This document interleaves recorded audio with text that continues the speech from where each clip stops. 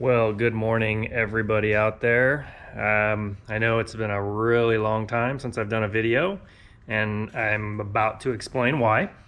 So about 2 months ago, I needed some cash to help my daughter out with some schooling stuff, so I needed to sell my bike because I paid cash for it. It was kind of an immediate gain. I didn't finance it or anything, so I got the cash back, helped her, decided I was not a fan of not having an electric assist bike. So I started looking again, and I was gonna buy another Ride1Up, and started looking at all the brands really. And as everybody probably knows, you really can't even get a bike right now. They're about a 2-month waiting period or more for most of the bikes.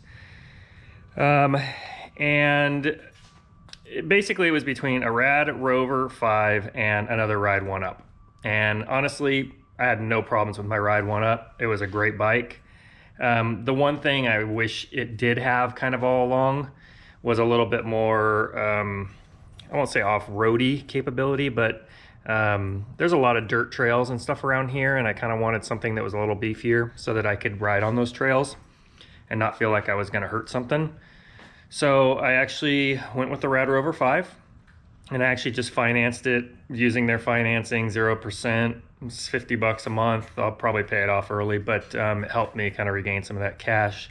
And I also got a $200 discount because I'm in the medical field off the bike through Rad Rover. So that's kind of cool. And if you are in the medical field, I think there's a few industries that they offer that too. You just go verify yourself and you get a $200 off coupon code.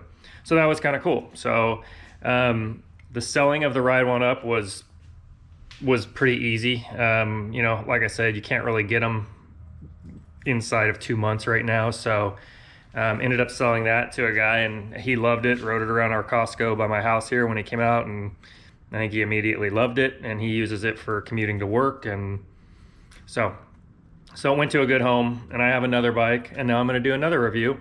I won't call this really a comparison because they're two different bikes, two different companies, but like I said, the Ride1Up, no issues with. I just wanted to be able to maybe go off on dirt, not off-road, but maybe on some dirt trails around here and just have something a little more rugged.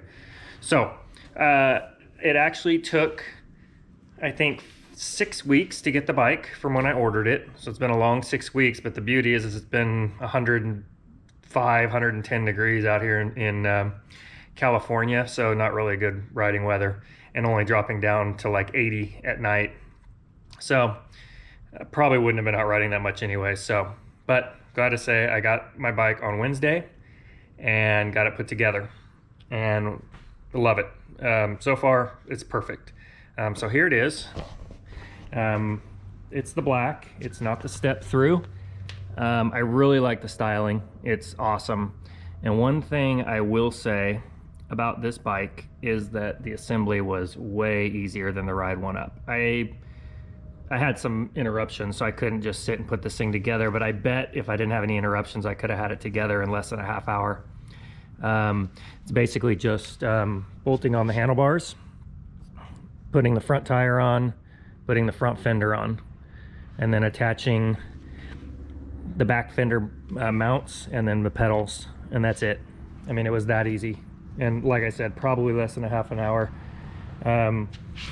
This light has been upgraded, I guess, on this model, and my buddy has like a 3-year-old Rad Rover, and we were comparing our lights, and it's like night and day. This thing lights up the whole entire area, like plenty.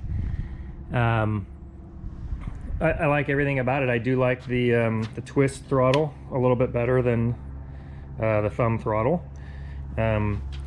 The tires that it comes with have been upgraded, I guess, from a couple of versions ago. They're puncture resistant. There's some sort of puncture resistant lining in there.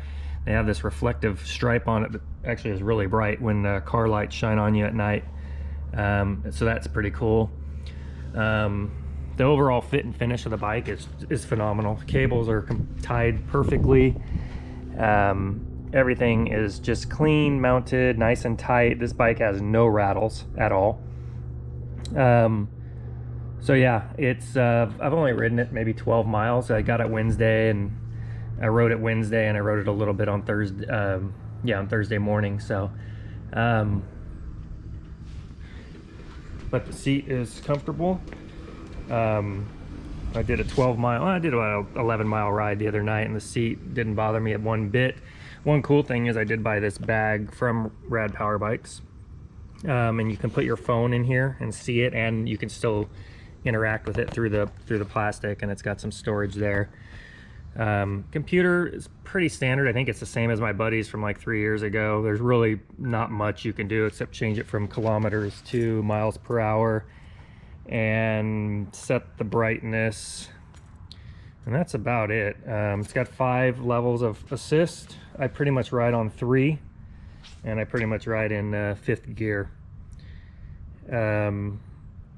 So yeah, and the other cool thing is the light, rear light comes with it, and it's also a brake light, so when you press the brakes it actually lights up, which is, I think it's kind of cool.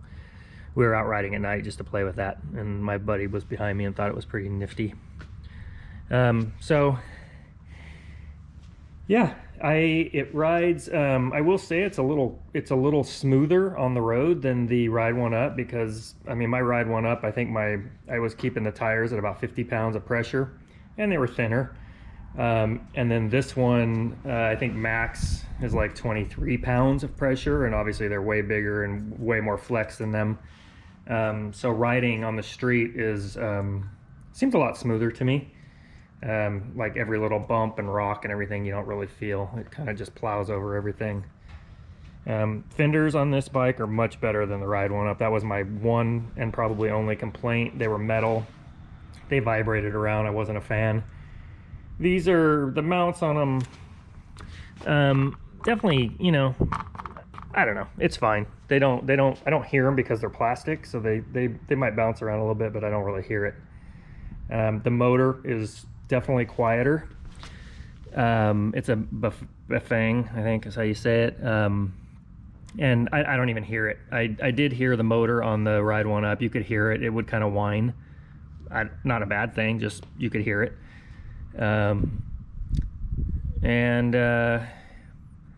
Yeah, I think that's about all I have for it, really. I mean, I'm gonna do some rides, and I'm actually gonna do some videos of rides. But all of the gears run super quiet and clean, so I don't need to adjust anything. Like out of the box, it went together and I rode it, and I haven't had any problems with it. So I rode 11 or 12 miles the other night, and uphill, and with about 3 power assist, and when I got back I was only 1 bar down on my battery. So I probably can get, at least around here, it's not overly hilly, I could probably get 45-50 miles on a charge riding at a level 3 assist. So please subscribe to my channel. I know I got quite a few. I got over 10,000 views on my first Ride1Up video, my first video really ever, and that's awesome. I was actually amazed at that, and thank you for everybody that watched that, and I had lots of positive comments, and hopefully helped out some people, and hopefully this doesn't confuse people, because I'm not against the Ride1Up. I still would recommend it for a strictly on-road rider. And I haven't done a ton of this riding on this one on dirt roads or dirt paths or anything yet, so I can't really speak to that yet, but my buddy has had one, and he's been on lots of dirt trails and things, and has really nothing bad to say about it. So I will be doing that. I will be recording it and putting some more videos up. So if you like what you see, please like the video and subscribe, and I promise I'll put some more videos up and hopefully help you guys and answer any questions that you have regarding really either bike.